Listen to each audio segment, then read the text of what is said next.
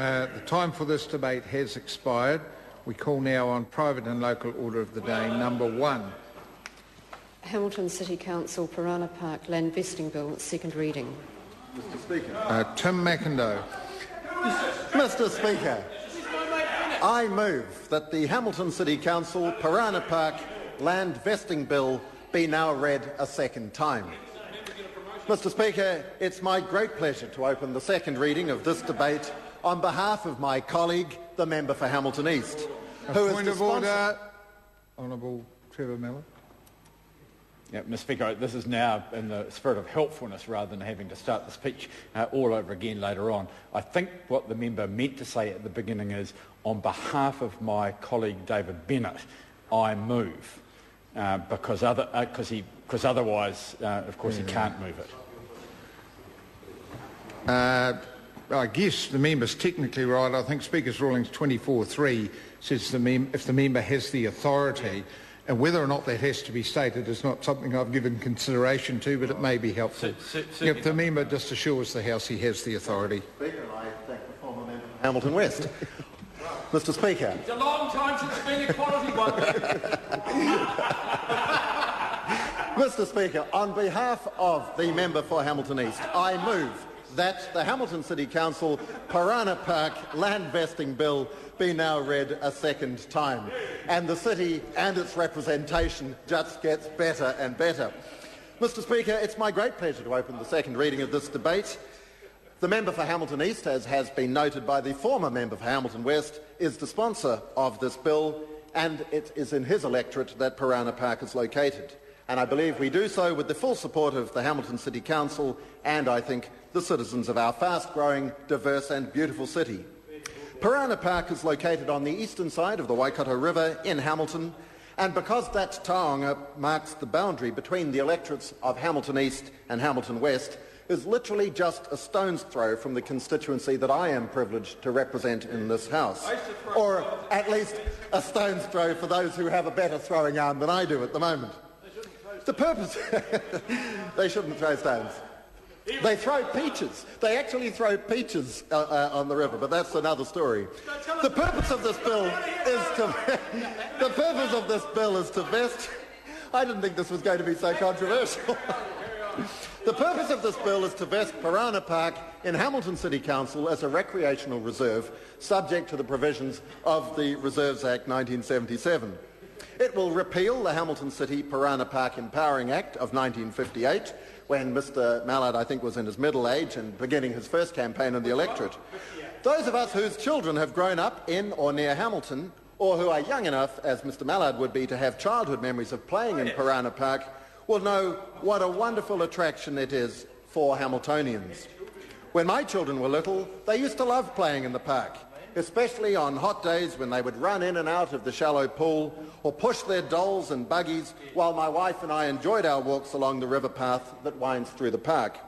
It may sound a little bit sentimental, but these are the memories that linger in the minds of children and of which great family memories are made.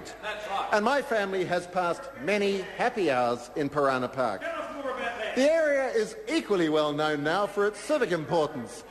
I know that Mr Robinson was also pushing his dolls and buggies around in Parana Park many years ago, and it was always a pleasure to see him there, and we'd welcome him back any time.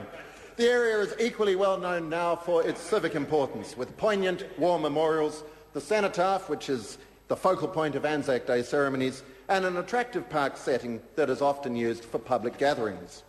Most recent of those events, sir, sadly, was a very moving memorial service held last November, when the tragic news that 29 lives had been lost in the Pike River mine disaster became known. That was an occasion that I and everybody present will never forget. Those are just some of the reasons why Parana Park is such a special feature of our city. But it was not always available for its current purpose. The passage of this bill will enable the Hamilton City Council more effectively to manage and administer Parana Park. It will also enable the Council to proceed with possible future development plans for the area.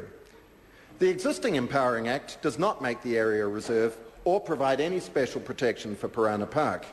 It only gives our Council the power to lease the dwelling on the site and allow other uses for it, because the council is constrained by the provisions prescribed in the last will and testament of a great Hamiltonian, the late George Parr.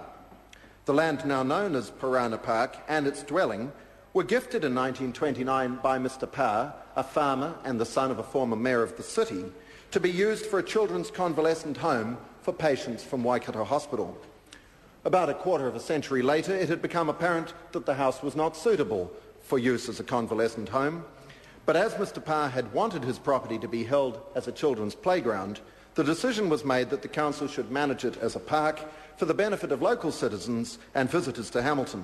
And the 1958 Empowering Act was passed by this House under the guidance of one of our greatest MPs, the late Dame Hilda Ross, to facilitate that outcome. By that time, the paddling pool that I mentioned earlier and an outdoor barbecue were in frequent use, and many trees had been planted to enhance the beauty of the riverside setting. More than half a century later, the park is as beautiful and as popular as ever.